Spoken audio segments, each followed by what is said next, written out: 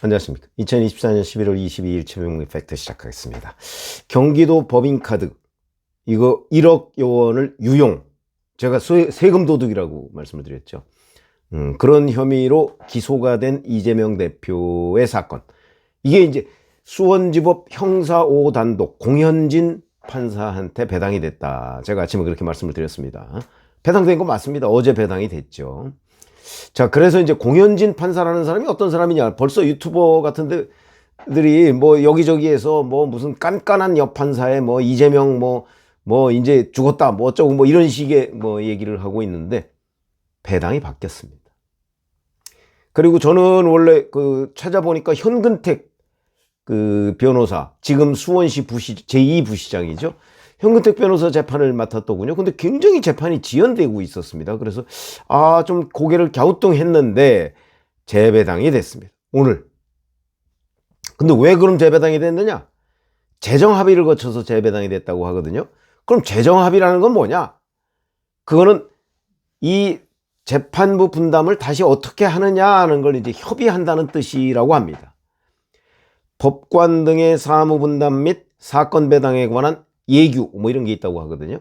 여기에 보면 1심 단독 사건 중에서 사실관계나 쟁점이 복잡한 사건, 사실 뭐 이거는 그렇게 복잡하지는 않습니다. 근데 사회에 미치는 영향이 중대한 사건 등, 사회에 미치는 영향은 중대하다고 볼 수 있죠. 이걸 가지고 논란이 있으니까 일부에서는 아니 뭐 법인카드 좀 뭐 사적으로 썼다고 해서, 이런 사람이 있습니다. 아마 홍준표 대구시장이 그런 걸로 보이는데 그 입증이 되겠냐 뭐 이렇게 얘기를 하는데, 이게 이재명 대표가 경기도지사 시절에 썼다는 이 법인카드는요, 그냥 좀 쓴 게 아닙니다. 아예 거의 전담을 해서 쓰다시피 했습니다.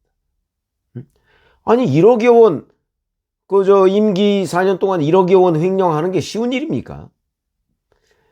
뭐 과일 뭐 250 몇 번, 샌드위치도 250 몇 번, 거기다가 관용차를 한 대 뽑아서 완전히 자기 집에다 갖다 놓고 와이프 보고 쓰라고 한 거, 이게 도대체 이런 세금 도둑이 어디 있냐 이거죠.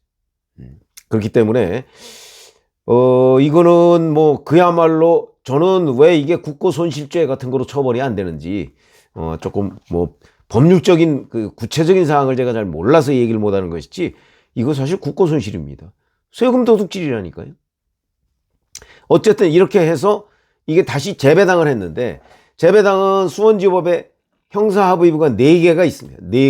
4곳이 있습니다. 그 중에 하나가 우리가 알고 있는 그 이름도 유명한 형사합의 11부 신진우 부장판사가 재판장인 그곳이 있거든요. 그 4군데 중에 하나입니다. 이건 전산 시스템으로 돌린다고 하죠.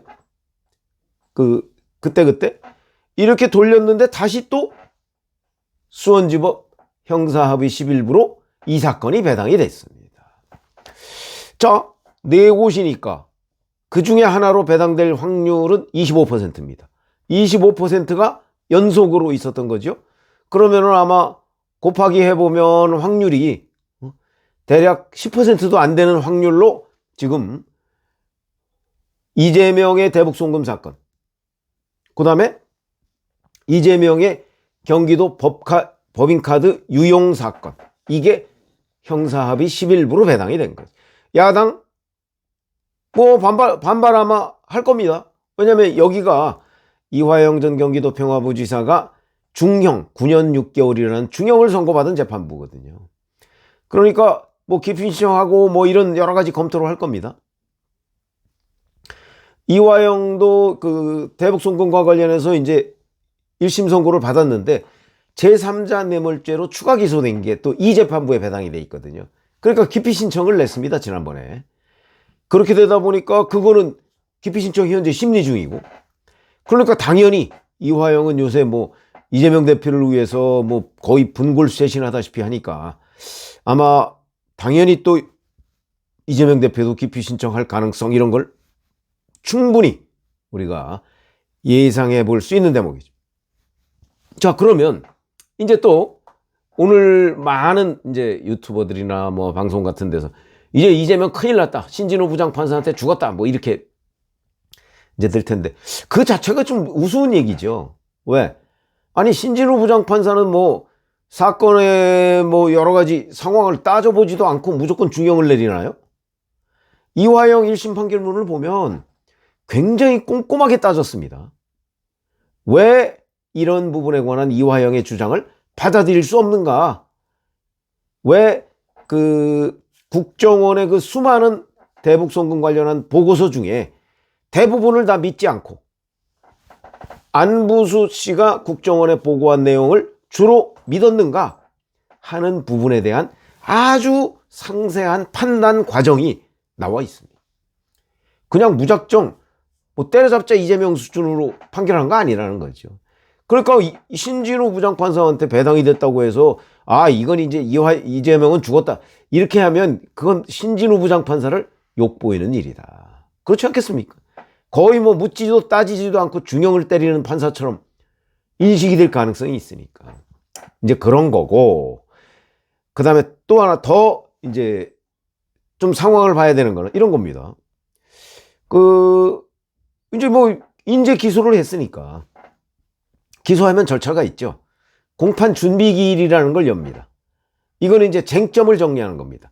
앞으로 이재명 법카 유용 사건, 이 사건을 재판을 어떻게 진행하고 증인은 몇 명을 신청하고 하는 것들을 이제 본 재판을 시작하기 전에 공판 준비기일이라는 걸 하거든요.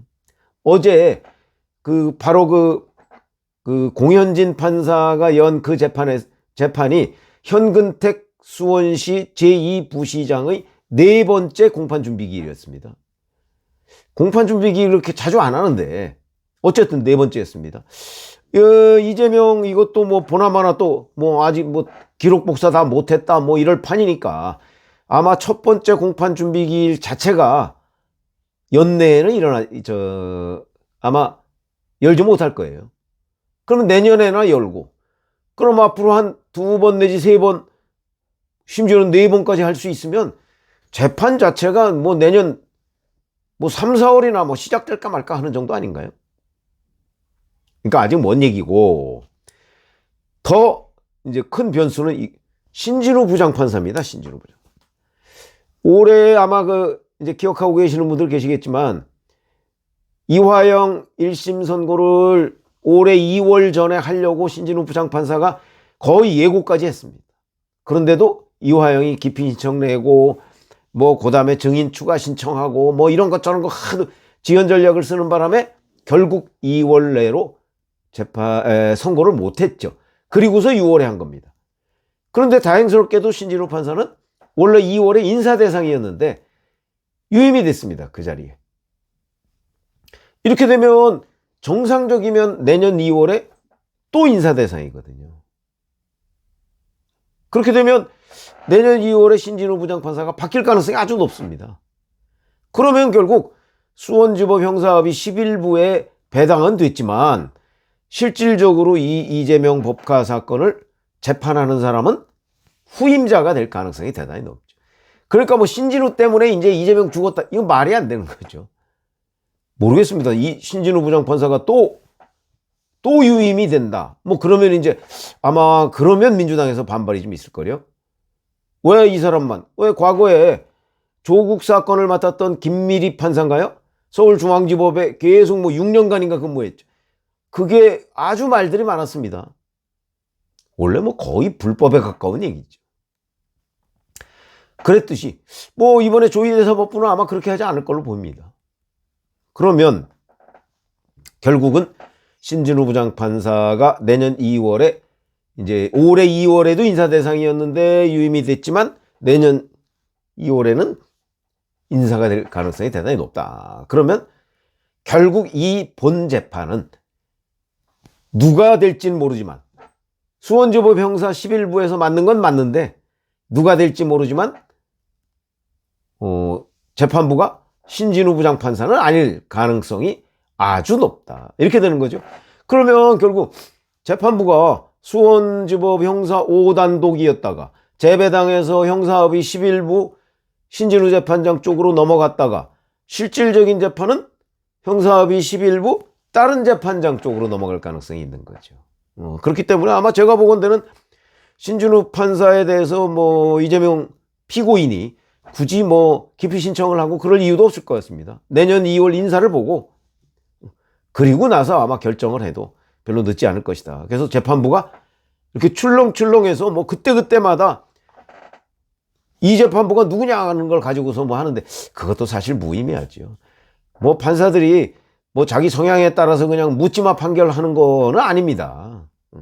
뭐 그런 판사도 있는지 모르겠으나 그건 아니기 때문에 누구면 뭐 중형이 나오고 누구면 뭐 무죄가 나오고 이렇게 판단하는 건 지극히 초보적인 판단이다. 이렇게 생각을 하고 왜 이렇게 이재명 그 법카 재판부가 왔다 갔다 했을까 하는 부분을 설명을 드렸습니다.